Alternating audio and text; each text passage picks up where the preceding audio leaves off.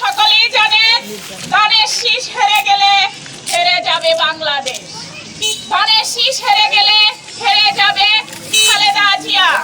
ধানের শীষ হেরে গেলে হেরে যাবে জিয়াউর রহমান। ধানের শীষ হেরে গেলে হেরে যাবে তারেন্টের প্রতীক তারেক রহমান।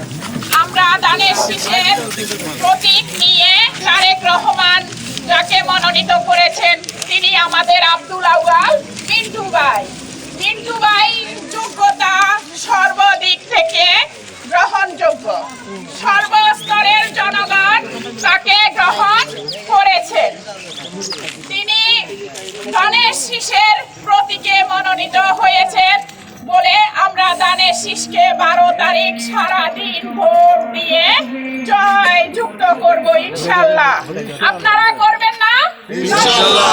ভোট দিয়ে জয় যুক্ত ইনশাআল্লাহ।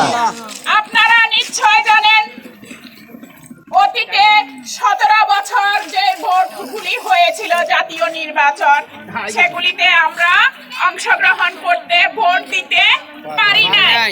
অনেক যুদ্ধ ত্যাগ তিতিক্ষার পর আমরা 12 তারিখে উৎসবে মুখরিত হয়ে সকল আপনাদের মা বোন সবাইকে নিয়ে গিয়ে ভোট কেন্দ্রে ধানের শীষ প্রতীকে সিল দিয়ে ভোটে বিপুল ভোটে মিন্টু ভাইকে জয়যুক্ত করবেন না? ঠিক আছে, আমরা সকলে জয়যুক্ত করব। 12 তারিখ সারাদিন ধানের শীষে ভোট দিন। কে জিতবে এবার? ধানের শীষ। এই বলে আমি আমার সংক্ষিপ্ত বক্তব্য এখানে শেষ করলাম। আসসালামু আলাইকুম।